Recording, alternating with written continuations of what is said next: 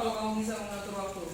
Saya bisa, buktinya saya bisa tampil waktu karate dan saya bisa atur orientasi saya. Keren. Tepuk tangan.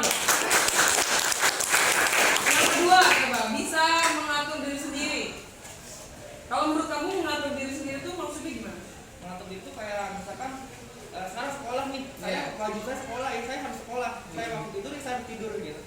Itu menurut Iya lah. Kalau buang air? ya harus. Iya. Kalau nggak dibuang malah akan jadi penyakit. Oh iya. Gitu. Terus?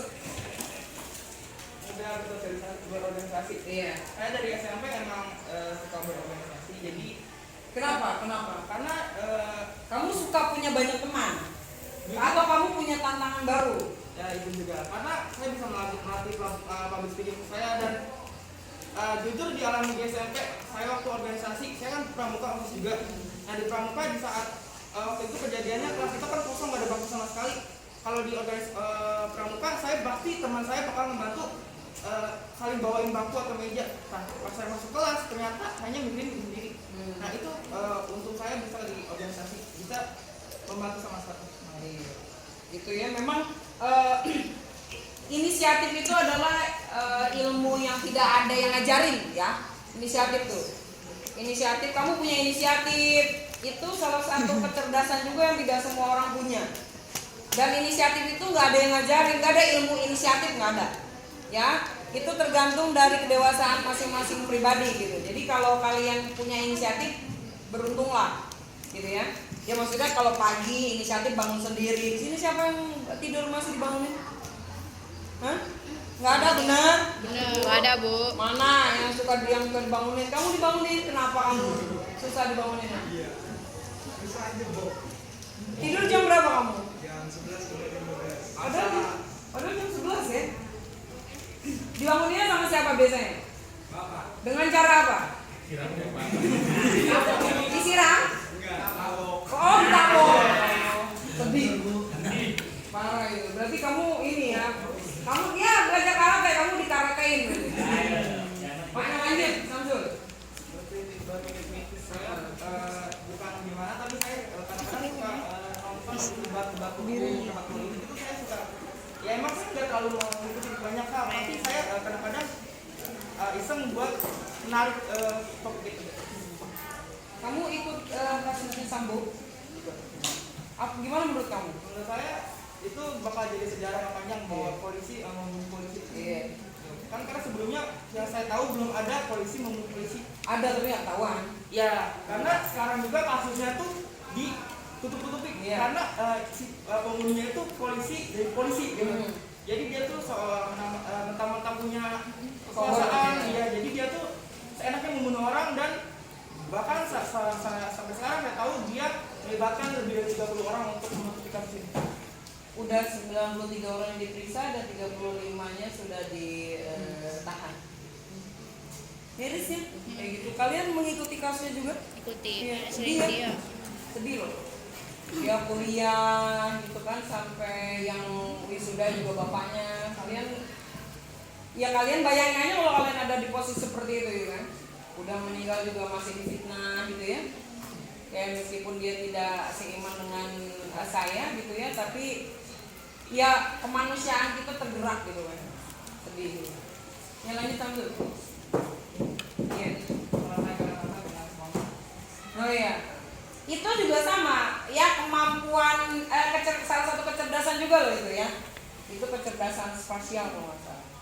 Jadi melihat situasi langsung bisa cepat gitu nangkepnya gitu ya. Ada situasi tertentu yang mendadak, dia nggak gagap, nggak panik, nggak takut, nggak cemas, dia hadapin gitu ya. Jadi berkaitan dengan adversity quotient, jadi daya ketahan nalangan, itu kecerdasan juga. Sejauh mana kalian itu mampu bertahan ketika dalam kondisi kecewa, sejauh mana kalian bisa bertahan dalam kondisi sakit hati gitu ya. Ada orang yang sakit hati terus bunuh diri, ada orang yang kecewa terus minum racun, kan ada ya seperti itu ya. Itu salah satu bentuk kecerdasan juga ketika kalian itu sakit hati, sedih, kecewa, terus dihianati, tapi kalian masih bisa bangkit dan bertahan gitu ya. Sedih wajar, sewajarnya aja. gitu, jangan sedih terus nggak makan, ngurung diri, berak di situ gitu kan, nggak mau bangun gitu kan, nggak mau mandi gitu, merusak diri sendiri, itu nggak seperti itu gitu ya. Jadi adversity quotient itu berhubungan sama itu. Jadi sejauh mana kalian bisa bersikap dalam kondisi mendadak gitu ya. Kamu gimana? Coba kasih satu contoh. Contohnya kalau misalkan saya lagi public speaking atau gimana, kan kadang-kadang lupa kata-kata, jadi pakai kata bahasa saya sendiri. Oke, sekarang kekurangannya. Udah lupa. Kadang-kadang kan suka ada hafalan atau kadang-kadang ada tugas, dan itu jujur bukan karena alasan itu, emang bener-bener lupa. Contohnya geografi tadi, saya bener nggak, bukan saya malas, emang kadang-kadang malas juga, tapi emang terutama lupa gitu. Lupanya kenapa? Banyak kegiatan. Yang nggak tahu otak mindsetnya lupa aja gitu. Ya, orang lupa kan nggak inget ya. Iya benar. Ya, terus. Buka Oh, kira-kira coba kalau yang kelebihan mungkin nggak perlu cari solusi. Tapi kalau kekurangan itu harus kita cari solusinya. Kalau udah lupa berarti harus gimana? ya. Nah, saya juga belum tahu. Mungkin kalau ada emang tugasnya dicatat biar nggak lupa, terus ditempel di meja belajar, itu bisa jadi. Masalahnya poinnya apa juga dia lupa gitu loh. Ya kan? Kayak contoh nih, ada tugas geografi minggu lalu. Oh iya, tugas geografi dicatat lama dia. Itu kan berarti kan inget kan? Ya, Nah, ini orang dia sendiri juga lupa gitu ya. Geografi disuruh ngapain tadi? bikin hewan Tentang hewan. Hewan diapain? di kayak tempat habitat yang gitu. Mencari itu habitat mana gitu. Oh gitu. Iya. Buaya, yang habitatnya di mana? Ya, gitu. Biasanya Di sini. tempat Di sini. Oh, Itu buaya-buaya. darat. Ya, ya. Jadi solusinya gimana coba biar tidak mudah lupa? Penggal. Lebih konsentrasi. Iya, jangankan kamu ya, jangka waktunya seminggu. Ya, yang aku aja ngalamin. Jadi dari dapur ke pintu depan aja itu aku pernah bisa lupa. Lah, tadi mau ngapain ya? Pernah nggak kalian begitu? Tadi sapu di mana ya? Padahal sapu dikempit, gitu kan? Kacamata, parah yang kacamata aku pernah. Kacamata di mana? Padahal dipakai. Iya kan? Lu kata kacamata diliatin dari tadi itu lupa. Nggak tahu itu mungkin sensor otak ya. Sensor saraf otak yang membuat kita lupa benar-benar ya itulah. Jadi kalau kurang minum biasanya kayak gitu. Ya, kamu kurang minum. Ya kan? Kalau kurang minum biasanya seperti itu, kurang konsentrasi. Jadi kalau mudah lupa, solusinya berarti banyakin minum. Nanti ditulis di buku seperti itu. Nah, itu apa lagi? di situasi tertentu. Kadang-kadang kan saya mau ya, misalkan presentasi atau public speaking, misalkan terus ada kata-kata dari orang, atau misalkan sebelum kita tuh orangnya bagus nih, kadang-kadang masa gue bakal lebih jelek dari dia, atau gue Langsung blank tuh dia. Iya, gitu kadang-kadang gitu. Tapi nggak selalu kan? Ya, kan terkadang seperti itu. Iya. Terus solusinya gimana? Solusinya ya maju aja, hadapin yang kita bisa dan lakuin apa yang kita bisa aja. Untuk kekurangan kelebihannya mereka yang Kita kembalikan pada Allah Subhanahu Wa Taala. Iya. Terus insecure. Sebenarnya sama ya itu ya. Tidak percaya diri itu insecure. Coba dalam kondisi seperti apa yang biasa kamu insecure? insecure tuh banyak dalam kecerdasan, dalam fisik, dalam segala hal. Oh, kenapa fisik kamu? Ya, saya tahu orang tuh nggak semua sempurna. Iya. Tapi pasti semua orang mengalami namanya insecure. Iya. Entah dari postur tubuh, Iya. tinggi badan, berat badan, Ini sama aku bentuk juga muka gendut gitu kan. Tapi semua orang pasti mengalami di fase di mana mereka insecure. Iya, Mungkin sekarang saya di fase itu gitu. Saya belum menerima ini loh saya, ini loh gua gitu. Nah, tapi dengan kamu memahami kekurangan dan kelebihan kamu ini, tujuan aku beri materi ini karena biar kamu tuh mengenali diri kamu sendiri gitu loh. Nah, kalau kamu sudah kenal diri sendiri, kamu bisa tampil apa adanya sesuai dengan kelebihan dan kekurangan kamu. Jadi bisa berdamai sama diri sendiri. Tidak, istilahnya ada orang yang suka kesel sama diri sendiri, ada kan? Merasa bersalah gitu kan. Kenapa sih gue bego banget sih di dunia? Kenapa sih gue lahir di dunia? Ada nggak yang pernah punya begitu? Punya pikiran kayak gitu?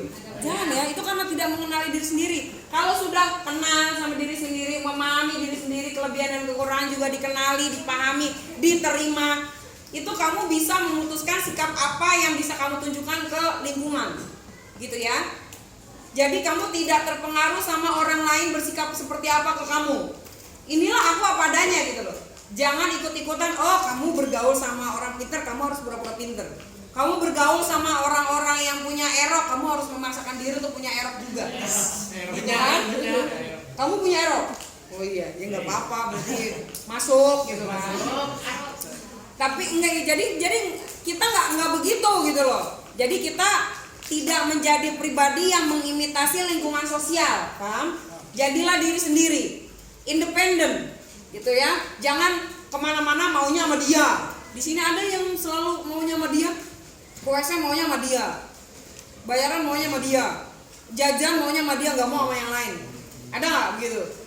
Nah, ya jangan begitu. Ya, keluarlah dari zona aman, karena tidak selamanya kalian bisa bersama-sama gitu loh. Kalian harus berdiri di kaki sendiri lah, ya masa mau dibopong, ya kan? Gitu. Jadi kalian harus tampil nanti ketika kalian dewasa, kan kalian tampil membawa diri sendiri kan? Gak mungkin saya bersama teman saya, kan gak mungkin seperti itu, ya kan? Jadi nanti kalian dipersiapkan ketika kalian dewasa, kalian harus bisa tampil, ini loh saya, gitu loh, dengan kekurangan dan kelebihan saya, gitu kan. Jangan jadi apa sih namanya ya? Jangan jadi orang apa? Muna, apa gimana? Jaim gitu ya. Kan ada orang-orang yang jaim kan?